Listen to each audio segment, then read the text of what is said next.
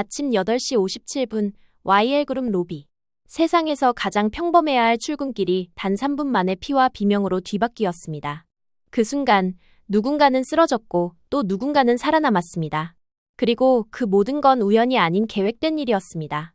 엘리베이터 문이 열리며 부드러운 아침 햇살이 유리병 너머로 스며들었습니다. 대리석 바닥 위로 구두 굽소리가 규칙적으로 울렸고 안내 데스크 직원은 상냥하게 고개를 숙였습니다. 하지만 이 평온함은 오래가지 못했습니다. 출입문이 칙 소리를 내며 열렸고 검은 모자를 깊게 눌러쓴 남자가 발을 들였습니다. 고개는 숙여져 있었지만 오른손은 반대편 손으로 숨겨져 있었습니다. 그 손끝이 움켜쥔 건 차갑고 무거운 칼날이었습니다. 황기찬 죽어. 로비를 가르며 터진 외침에 모든 시선이 그에게 쏠렸습니다. 경비가 무전기를 움켜쥐었지만 남자의 질주는 이미 시작되고 있었습니다. 그 목표는 오직 한 사람, 황기찬. 하지만 칼끝이 닿기 직전 강재인은 황기찬의 등을 감싸며 몸을 앞으로 던졌고 날성 칼끝이 그대로 강재인의 옆구리를 파고들었습니다. 피가 번져가는 셔츠 그리고 등 뒤로 느껴지는 황기찬의 체온. 구급차 빨리 불러. 범인은 출입문을 박차고 도주했고 로비는 순식간에 혼돈으로 가득 찼습니다. 들것 위에 실리며 제인은 희미하게 웃었습니다. 오늘 이 사건은 누군가의 시나리오가 아니라 자신이 완성한 판이었으니까요. 강재인이 왜 이 모든 걸 감수했는지 그리고 이 피 묻은 아침이 어떤 복수의 서막이 될지 그 이야기를 전해드리려고 합니다. 강재인은 며칠 전부터 강세리의 행동 패턴이 이상하다는 걸 느꼈습니다. 불필요하게 휴대폰을 2개나 들고 다니고 지호방을 들어갔다 나오기를 반복하며 가끔 창문 쪽에 서서 시선을 허공에 던지는 모습. 그건 단순한 행동이 아니었습니다. 늦은 밤 제인은 준비해온 초소형 도청기를 테이블 아래 밀어넣었습니다. 손끝에 전해진 딸깍하는 작은 소리, 그 순간부터 방 안의 모든 숨소리, 모든 속삭임이 제인의 귀로 흘러들어올 예정이었습니다. 다음 날 오후, 제인은 평소처럼 YL 사무실에서 서류를 넘기고 있었습니다. 하지만 노트북 화면 한쪽에는 작은 파형 그래프가 깜빡이고 있었습니다. 그리고 그 파형이 급격히 커졌습니다. 내일 아침 9시 정각, 로비, 낯익은 세리의 목소리. 그 옆에 낮고 거친 남자의 숨소리가 섞였습니다. 칼은 비껴 찔러요. 크게 다치지 않도록. 그리고 그때 내가 막아서며 영웅이 된다. 이거지. 그래. 피는 조금 흘려야 해. 그래야 황기찬이 믿지. 제인은 숨을 죽였습니다. 목덜미를 타고 식은땀이 흘렀습니다. 칼, 피, 영웅? 이건 우연한 대화가 아니었습니다. 강세리가 의도적으로 자신을 황기찬의 구원자로 포장하고 기찬의 신뢰를 완벽하게 회복하겠다는 시나리오를 짜고 있었습니다. 세리는 남자에게 구체적인 동선까지 지시했습니다. 출입문 들어오자마자 직진. 황기찬은 그 시간에 로비에 있을 거예요. 나는 옆에서 튀어나와서 막을 거고 카메라 각도도 딱 잡아놨으니까 그대로만 하면 돼요. 칼은 왼쪽 옆구리로 살짝만. 절대 깊이 찔리지 않도록 조심해요. 그 순간 제인의 눈빛이 차갑게 가라앉았습니다. 세리의 시나리오 속 피 흘리는 주인공 자리에 이제 자신이 들어갈 차례였습니다. 밤이 깊어갈수록 제인의 머릿속엔 역설계가 완성됐습니다. 동선, 칼 각도, CCTV 위치, 구급차 도착 시간까지 모든 변수를 세리가 만든 판 위에서 그대로 이용해버릴 계획. 차이점은 단 하나. 영웅이라는 타이틀이 세리가 아니라 제인의 것이 된다는 점이었습니다. 녹취 파일은 이미 2개로 복사해뒀습니다. 하나는 자신의 휴대폰 깊숙한 폴더에 다른 하나는 비상용 USB에. 혹시라도 이 판이 어긋날 경우 그 파일 하나면 세리를 끝장낼 수 있었습니다. 그리고 제인은 창문을 열고 깊게 숨을 들이마셨습니다. 차가운 공기 속에 묘하게 달콤한 승리의 냄새가 섞여 있었습니다. 다음 날 아침 8시 57분 YL그룹 로비. 자동문이 열리자 검은 모자를 깊게 눌러쓴 남자가 어깨를 움츠린 채 발을 내딛었습니다. 구두 굽소리가 대리석 위에서 묘하게 울렸고 그 순간 그는 고개를 들었습니다. 황기찬 죽어. 순간 정적이 폭발처럼 터졌습니다. 안내 데스크 직원이 의자를 밀치며 일어났고 경비 한 명이 허겁지겁 무전기를 집어들었습니다. 하지만 남자는 이미 달리고 있었습니다. 그 동작은 한치의 망설임도 없었습니다. 왼손으로 사람들을 밀쳐내고 오른손에서 번쩍 칼날이 튀어나왔습니다. 로비 공기가 갈라지는 소리, 발걸음의 진동, 그리고 목표물을 향한 시선. 그 모든 게 한 줄로 이어져 있었습니다. 황기찬의 표정이 굳었습니다. 몸이 물러설 틈도 없이 강재인이 황기찬의 뒤를 감싸며 자신의 몸을 그대로 던졌습니다. 그리고 칼끝이 강재인의 왼쪽 옆구리에 정확히 파고들었습니다. 짧은 신음과 함께 강재인의 몸이 순간적으로 움찔했지만 곧 이를 악물었습니다. 칼이 빠져나가며 붉은 핏방울이 대리석 위에 연속적으로 떨어졌습니다. 차가운 바닥 위에서 피는 순식간에 번져 나갔습니다. 그때 그 광경을 지켜보던 김도윤이 망설임 없이 재인에게 달려갔습니다. 재인 씨, 괜찮아요? 도윤의 목소리는 떨렸고 손끝마저 식어 있었습니다. 그의 눈이 순식간에 붉게 충혈됐습니다. 기찬이 재인의 몸을 부축하고 있었지만 도윤은 그 옆에 무릎을 꿇고 재인의 옆구리 쪽을 눌렀습니다. 손바닥이 피로 젖어드는 걸 느꼈습니다. 범인은 칼을 뽑아 들자마자 몸을 틀었습니다. 출입문을 향해 전력 질주. 경비 둘이 달려들었지만 어깨를 부딪히며 매끄럽게 빠져나갔습니다. 자동문이 미처 열리기도 전에 틈새로 몸을 비집고 이내 밖으로 사라졌습니다. 로비 안은 순식간에 아수라장이 되었습니다. 구급차 불러. 황기찬이 다급하게 소리쳤습니다. 비상벨이 울리며 건물 전체에 경고음이 퍼졌고 안내 데스크 위에 빨간 경고등이 빠르게 전멸했습니다. 도윤은 재인의 얼굴을 붙잡고 시선을 맞췄습니다. 정신 놓으면 안 돼요. 나를 봐요, 재인 씨. 재인은 짧게 숨을 몰아쉬며 도윤의 손을 살짝 쥐었습니다. 차가운 손끝이 전해졌지만 그 눈빛만큼은 여전히 단단했습니다. 의도적으로 비껴찌른 상처. 그 통증 속에서도 재인은 알고 있었습니다. 이건 강세리의 시나리오였지만 그 결말은 이미 바뀌었다는 걸. 그리고 지금 이 장면이 기찬의 믿음을 완전히 뒤집는 순간이 될 거라는 걸. 멀리서 사이렌 소리가 다가왔습니다. 구급대원들이 재빠르게 뛰어들어 재인을 들것에 태워 구급차에 실었습니다. 구급차 내부는 짧고 날카로운 사이렌 소리와 의료 장비의 경고음으로 가득 찼습니다. 재인의 옆구리에 두른 압박 붕대는 이미 피로 붉게 젖어 있었습니다. 황기찬은 구급차 안에 함께 타고 있었습니다. 두 손으로 재인의 손목을 꼭 붙잡고 있었고 눈빛에는 혼란과 죄책감이 섞여 있었습니다. 괜찮을 거야. 조금만 참아. 곧 병원 도착해. 당신이 이렇게까지 할 줄은 몰랐어. 재인은 숨을 몰아쉬며 짧게 대답했습니다. 당신이 무사하면 난 괜찮아. 그 말투엔 걱정과 진심이 묻어나는 듯 했습니다. 재인의 한마디에 황기찬의 눈동자가 흔들렸습니다.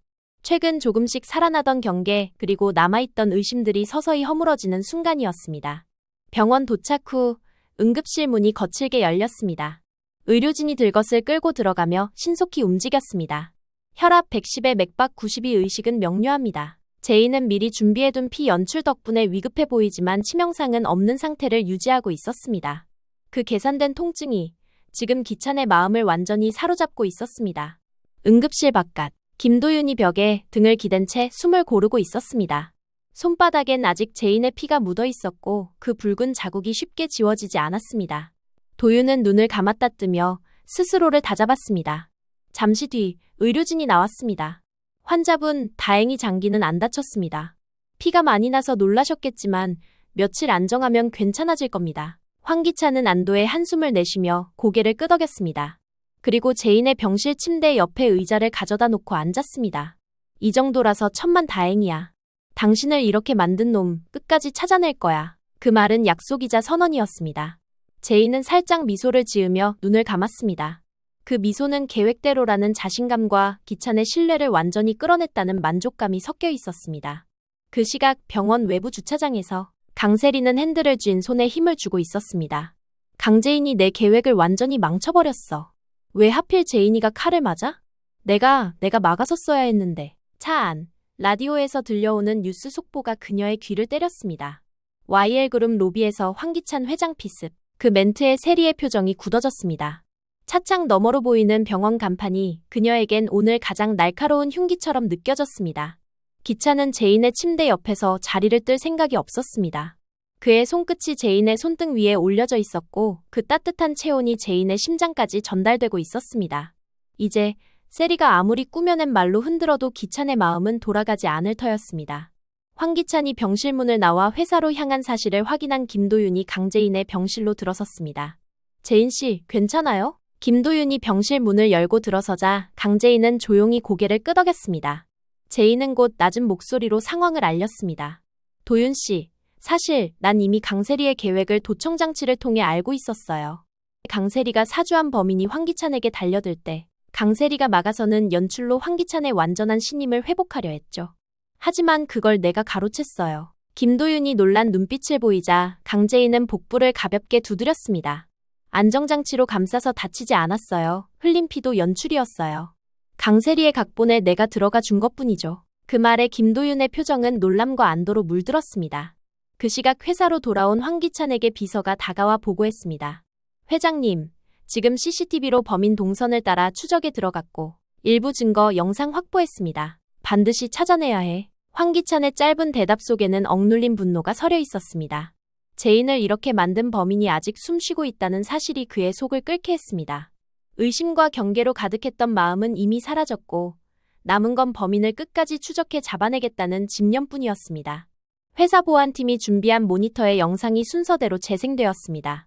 로비를 빠져나간 범인의 뒷모습, 교차로를 건너는 장면, 골목길로 사라지는 실루엣이 이어졌습니다. 기차는 화면을 가리키며 지시했습니다. 각 구간의 마지막 장면을 이어서 범인의 동선을 완성하세요. 시청 관제센터 영상과 인근 상가 CCTV까지 연동되자 범인의 최종 위치가 특정되었습니다. 기차는 즉시 현장으로 향했고 보안팀과 함께 범인을 붙잡았습니다. 경찰이 오기도 전에 그는 범인을 자신의 눈앞에 세웠습니다. 누가 시켰어? 말해. 기찬의 낮고 단단한 목소리에 범인은 한참을 머뭇거리다 결국 입을 열었습니다. 모든 건 강세리가 시킨 일입니다. 기찬은 즉시 비서에게 휴대폰을 확보하게 했습니다. 통화 기록에는 발신자 S로 저장된 번호가 여러 차례 찍혀 있었고 이는 세리가 쓰던 비밀폰과 완전히 일치했습니다. 추가로 확보한 CCTV에는 사건 전날 밤 세리가 범인과 회사 인근에서 짧게 대화를 나눈 뒤 봉투를 건네는 장면이 그대로 남아 있었습니다. 영상 속 시간은 범인의 진술과 정확히 맞아떨어졌습니다. 그날 오후 YL그룹 본사 로비. 강세리는 회의실로 향하던 발걸음을 멈출 새도 없이 경찰들에게 포위됐습니다.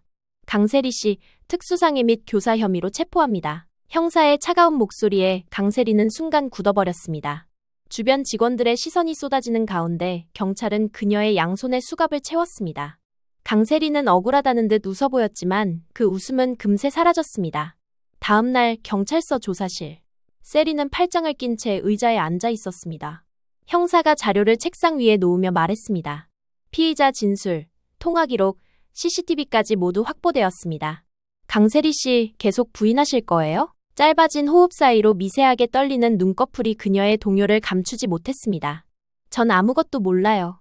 진짜예요. 잠시 뒤 형사가 강세리와 범인의 통화 녹취록을 증거로 제시했습니다. 모두 조작이에요. 저는 모르는 일이에요. 강세리는 끝까지 부인했지만 증거는 그녀를 가리키고 있었습니다. 그 시각 옆방에서는 황기찬이 조사 과정을 모니터로 지켜보고 있었습니다. 기찬은 팔짱을 낀 채 화면에서 시선을 떼지 않았습니다. 창밖으로 강한 햇빛이 쏟아지고 있었지만 그의 표정은 서늘하게 굳어 있었습니다. 그는 이미 결론을 내렸습니다. 세리와의 모든 관계는 오늘로 끝이라는 것을. 그의 눈빛에는 더 이상 미련도 연민도 남아있지 않았습니다. 자신을 해치려 한 강세리를 절대 용서할 수 없었고 그 어떤 사정이나 변명조차도 받아들일 생각이 없었습니다. 그 순간 기찬은 속으로 단단히 다짐했습니다. 어떤 경우에도 어떤 방법을 써서라도 강세리를 완전히 무너뜨리겠다고. 그 다짐은 복수라기보다 배신에 대한 최종 판결이었습니다. 한편 구치소 독방. 차가운 시멘트 벽에 등을 기댄 강세리는 천장을 노려보며 입술을 꽉 깨물었습니다. 황기찬, 당신이 날 버린다면 나도 내 카드를 꺼낼 수밖에 없어. 김도희 뺑소니 사건의 진범, 그리고 강규철 회장을 죽음으로 몰아넣은 그날의 진실. 그 모든 비밀이 내 손안에 있다는 걸 알아야 할 거야. 그녀의 눈빛이 서서히 번들거렸습니다. 자신이 쥔 카드면 황기찬을 정면으로 겨눌 수 있다는 확신이 짙게 번졌습니다. 내 손에 묻은 피, 그리고 내가 설계한 그날의 죽음, 세상이 알게 된다면 과연 누가 먼저 무너질까? 강세리는 느릿하게 눈을 감으며 입가에 서늘한 미소를 그렸습니다. 한편 황기만이 길고 무거운 잠에서 깨어났지만 시선은 흐릿했고 힘없는 목소리로 한 이름을 불렀습니다. 유경이. 그 한마디에 노숙자의 눈이 번뜩였습니다. 뭐라고? 유경이라고 했어? 그년이 너를 이렇게 만든 거야? 황기만은 힘겹게 눈을 감았다 떴을 뿐 대답은 없었습니다. 그러나 노숙자는 이미 확신의 찬 표정을 지었습니다. 내가 그냥 가만 안 놔둔다. 노숙자는 곧장 도유경에게 달려갔습니다. 너지? 순간 노숙자의 손이 번개처럼 뻗어 도유경의 머리채를 거칠게 움켜쥐었습니다. 우리 아들 저렇게 만든 게 너지. 도유경은 당황해 몸이 뒤로 젖혀졌습니다. 아니에요. 무슨 소리를 하시는 거예요? 그 외침은 절박했지만 노숙자의 소나기는 더 강하게 조여왔습니다. 거짓말하지 마. 김한이가 내 이름 불렀어. 다 들었어. 오해해요. 시끄러워. 내 변명 안 들어. 주변에서 놀란 목소리가 터져나왔지만 노숙자는 아랑곳하지 않았습니다. 두 사람 사이의 몸싸움은 그대로 격렬한 소동으로 번졌습니다. 그러나 계단 위에서 황기만을 밀어버린 진짜 범인은 여전히 황기만의 입 밖으로 나오지 않고 그의 기억 속에 멈춰 있었습니다. 궁지에 몰린 강세리. 그러나 그녀의 손에는 여전히 예리한 칼날 같은 카드가 남아 있습니다.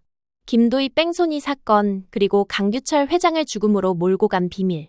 이 두 장의 패로 그녀는 황기찬의 숨통을 끝까지 조여올 태세입니다. 하지만 황기찬이 이를 고스란히 받아들일 리 없습니다. 황기찬이 준비한 반격의 칼날, 그리고 곧 황기만이 입을 열어 황지호가 황기찬의 친자가 아니라는 사실, 자신을 계단에서 밀어 죽이려 한 범인이 강세리라는 진실을 밝히는 순간 판세는 단숨에 뒤집힐 것입니다. 치열하게 맞물린 칼끝, 마지막에 웃는 승자는 과연 누구일지, 그리고 황기찬과 강세리가 서로 물어뜯는 상황을 지켜볼 강재인과 김도윤. 서로를 물어뜯듯 난도질하게 될 그들의 앞날, 그 끝을 보는 재미가 남았습니다. 그 결말은 다음 회를 기대해주세요.